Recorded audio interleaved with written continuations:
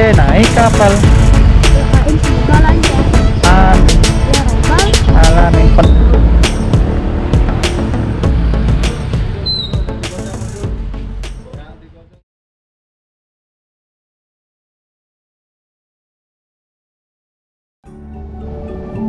Halo teman-teman semuanya, Assalamualaikum warahmatullahi wabarakatuh.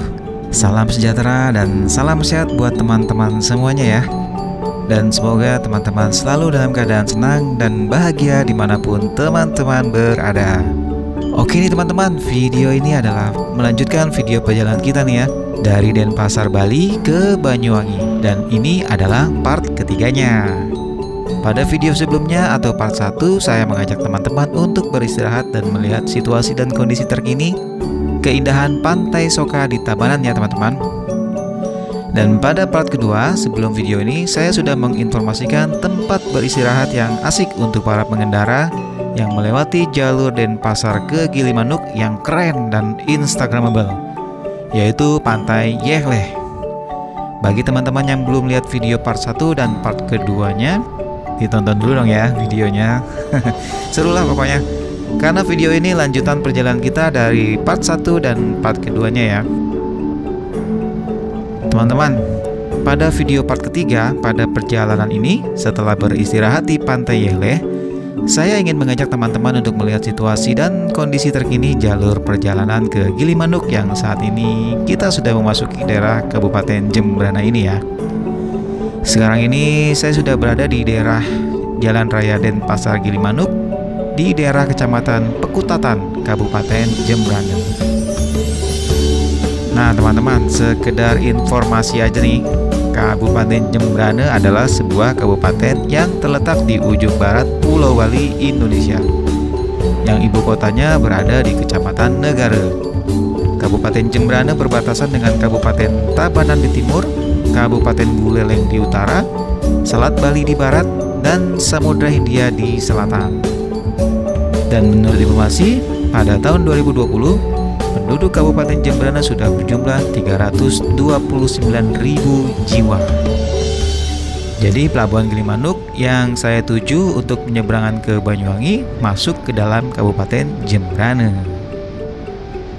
Teman-teman, tahu nggak Kecamatan Negara yang saat ini menjadi ibu kota atau pusat pemerintahan Kabupaten Jembrana itu sudah dimulai sejak awal ke abad 17 loh, yaitu dimulai dengan pembangunan keraton sebagai pusat pemerintahan yang diberi nama Puri Gede Jembrana pada awal abad 17 oleh I Gusti Madayase, yaitu seorang penguasa wilayah Brangbang.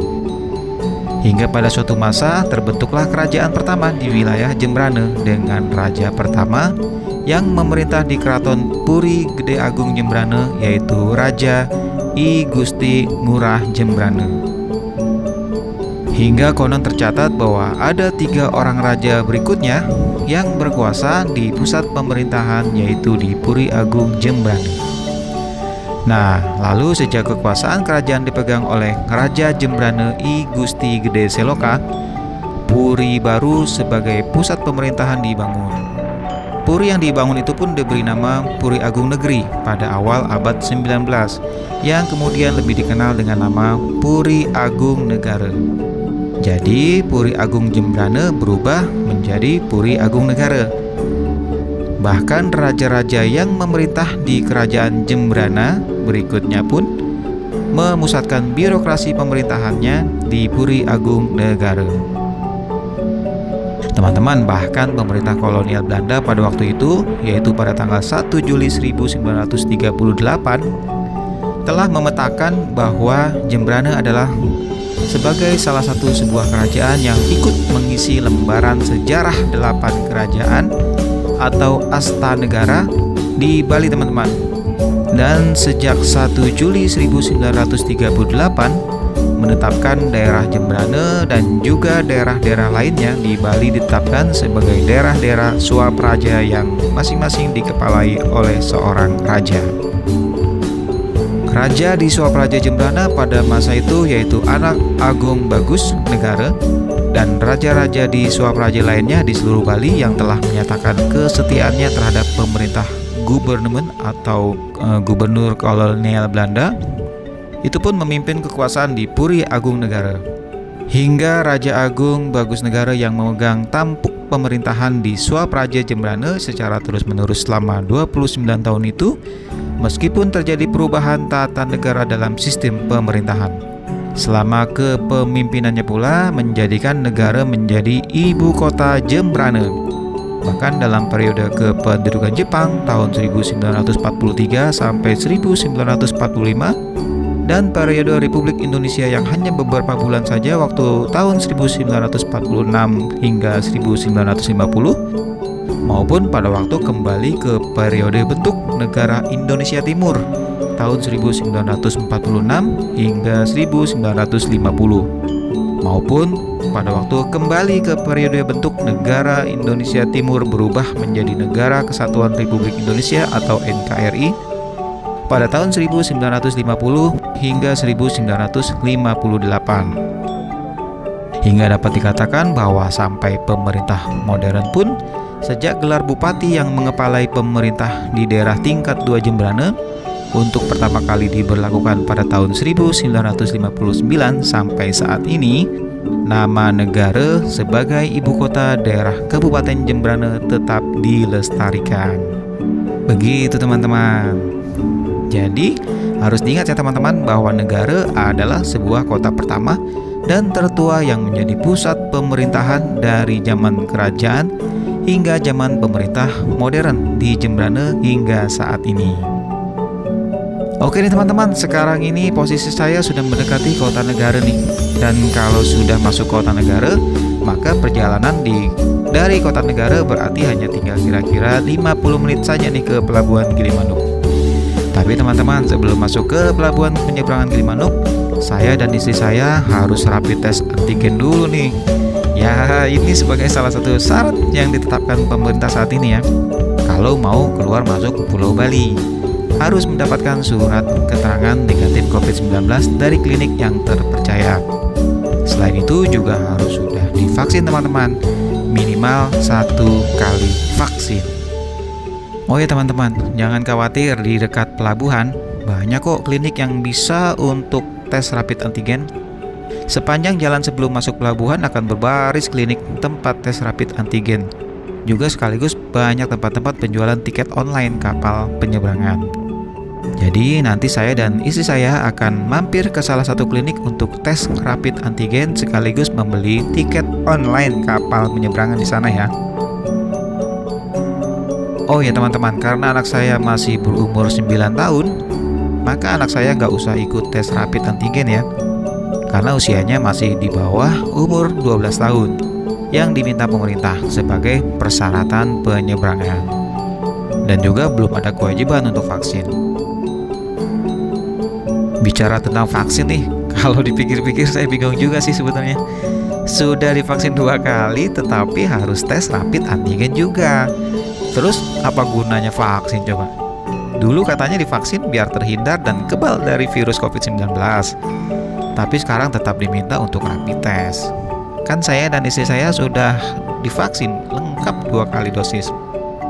Seharusnya udah aman dong dari virus COVID-19. Terus tetap harus tes rapid antigen gitu. Terus nggak percaya kalau udah vaksin itu udah bebas dan kebal dari virus COVID-19? Kalau nggak percaya, terus divaksin untuk apa coba? Terus kenapa seluruh rakyat se-Indonesia Raya ini harus divaksin? Kalau harus dites rapid antigen segala kalau mau keluar masuk Bali. Terus ya udahlah ya. Saya terus aja perjalanan ini, terus. Saya terus aja ke perjalanan ini ke pelabuhan Gilimanuk ya teman-teman. Urusan vaksin dan rapid test hanya pemerintah pusat dan Tuhan Yang Maha Esa aja yang tahu. Kita sebagai rakyat patuhi aja deh peraturan yang sudah ditetapkan ini. Biar aman. Nah teman-teman, nanti akan ada video pada saat saya dan istri saya melakukan rapid test antigen dan pembelian tiket penyeberangan ya. Hingga saya masuk ke pelabuhan, validasi surat rapid antigen yang menyatakan keterangan negatif virus COVID-19, juga video hingga parkir masuk ke kapal penyeberangan. Jadi saksikan terus video ini sampai habis ya, biar tahu situasi dan kondisi saat ini dan sekalian menikmati keindahan alam di sepanjang jalan Denpasar ke Pelabuhan Gilimanuk sana. Terima kasih nih teman-teman yang sudah mengklik video ini. Selamat datang di Arah Roda Channel yang akan selalu memberikan informasi-informasi terbaru dan terupdate kondisi jalan-jalan yang berada di Pulau Bali ini. Yang nantinya teman-teman melalui Arah Roda Channel ini akan tahu juga kondisi dan situasi terbaru tempat-tempat wisata, hotel, mall, tempat-tempat kuliner, belanja, dan semuanya yang berada di seperjalanan kita.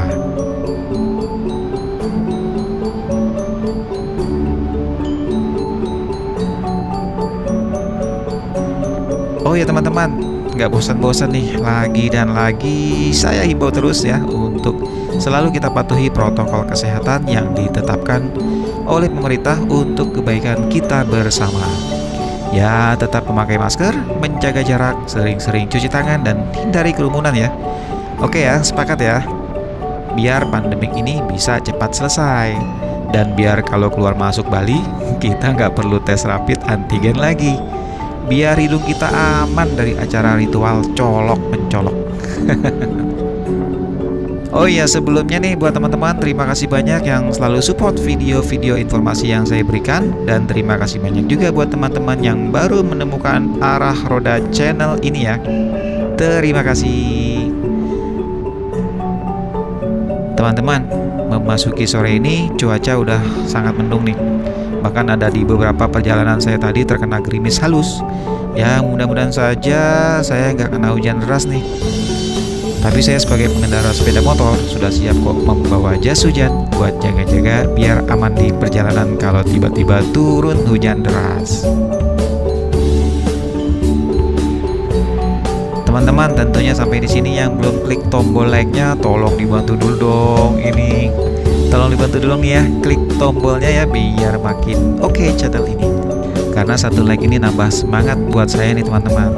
Juga jangan lupa untuk subscribe dan nyalakan loncengnya biar teman-teman bisa langsung update menerima notifikasi apabila ada video informasi terbaru dari Arah Roda Channel ini. Dan jangan sungkan-sungkan untuk komentar ya teman-teman di kolom komentar di bawah ini. Kali aja ada kata-kata saya yang salah atau ada teman-teman yang ingin menambahkan informasi yang kurang dari yang saya informasikan.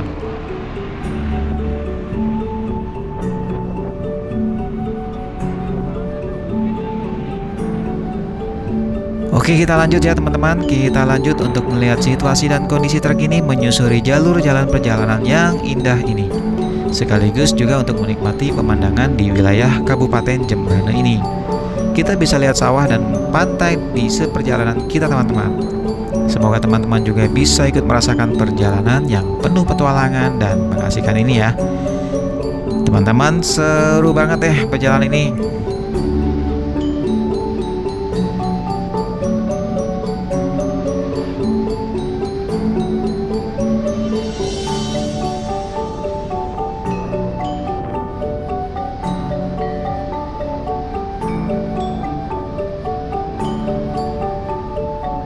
Teman-teman, sekedar informasi saja nih.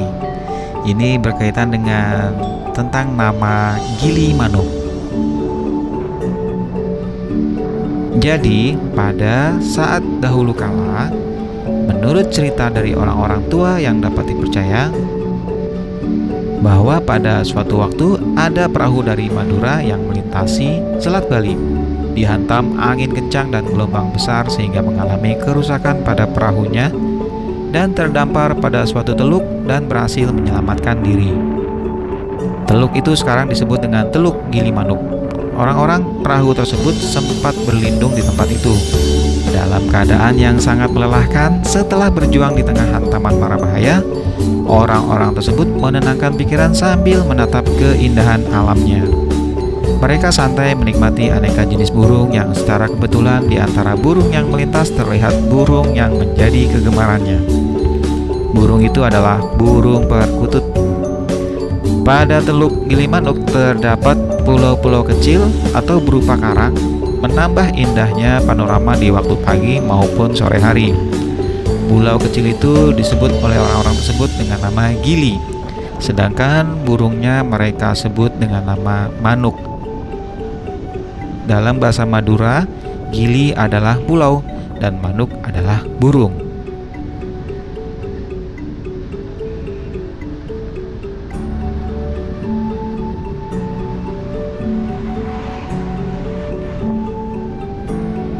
Berkat lindungan Tuhan Yang Maha Esa, setelah keadaan laut normal, perahu yang mengalami kerusakan diperbaiki sehingga mereka kembali ke Madura dalam keadaan selamat dan berhasil menangkap serta membawa burung perkutut.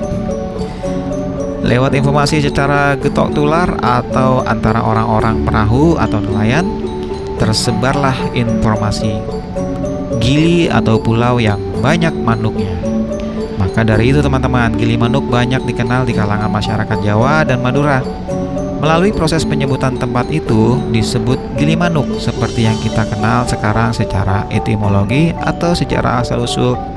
Maka kata Gili Manuk berarti sebuah pulau kecil yang terdapat banyak burung-burungnya.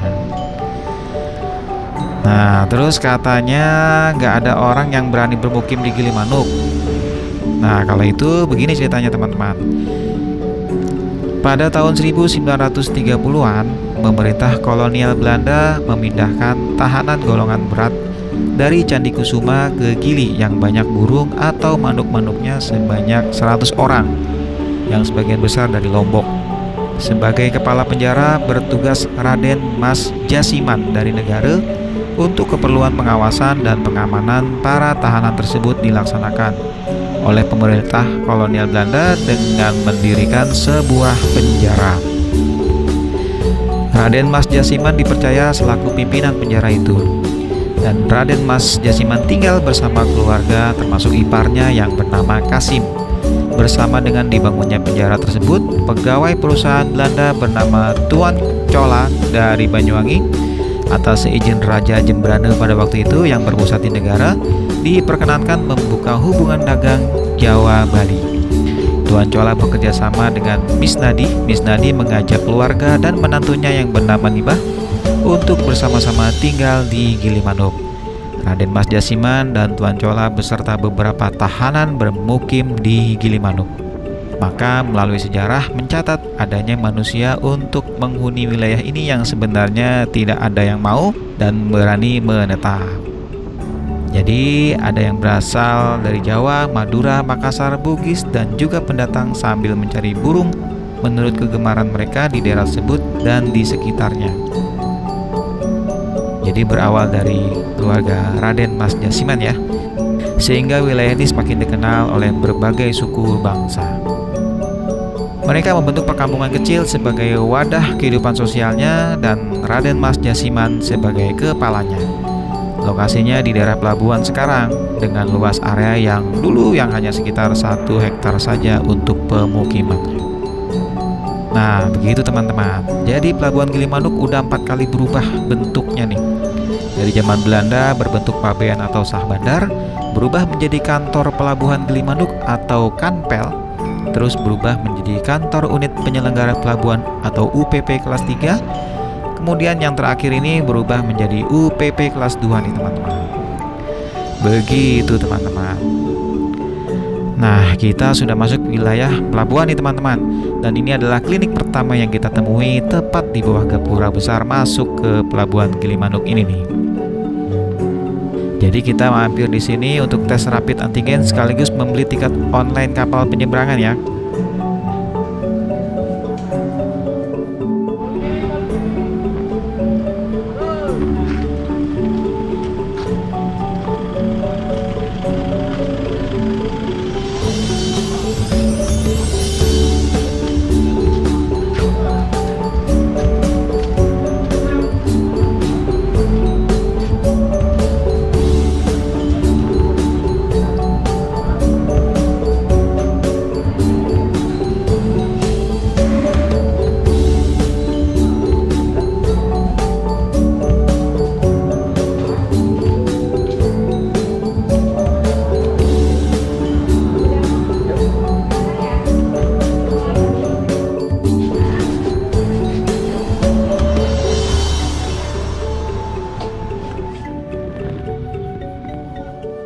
Hari sudah mulai gelap nih teman-teman.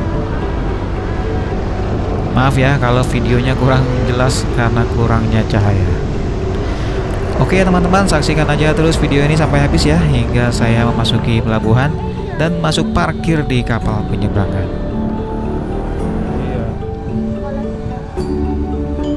Ya.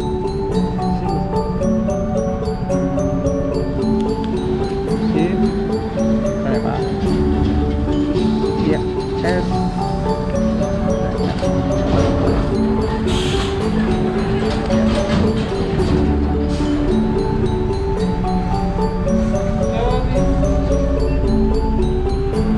Berapa?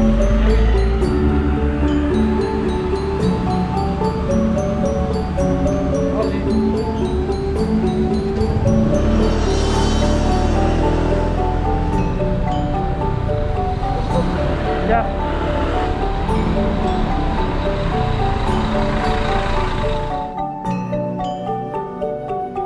Oke teman-teman, perjalanan menuju Banyuwangi part ketiga atau bagian ketiganya ini saya sudahi sampai pelabuhan Gilimanuk ini ya.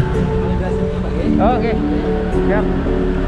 Saya senang bisa berbagi cerita bersama teman-teman semuanya. Semoga teman-teman terhibur dan bisa menambah informasi tentang situasi dan kondisi di seperjalanan kita ini. Apabila video ini menyenangkan dan bisa menghibur, teman-teman bisa memencet tombol like-nya ya. Dan juga jangan lupa subscribe Arah Roda channel ini dan nyalakan loncengnya agar teman-teman bisa tahu informasi di video berikutnya. Dan apabila video ini bermanfaat untuk teman-teman lainnya, jangan lupa juga untuk di-share ya. Di-share ke teman-teman lainnya ya teman-teman.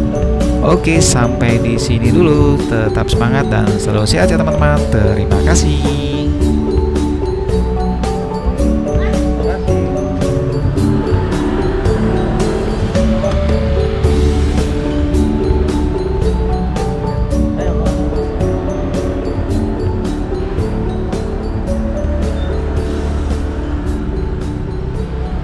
Ye naik kapal. Doain semoga lancar. Amin. Ya robbal Alamin. Penuh kapalnya.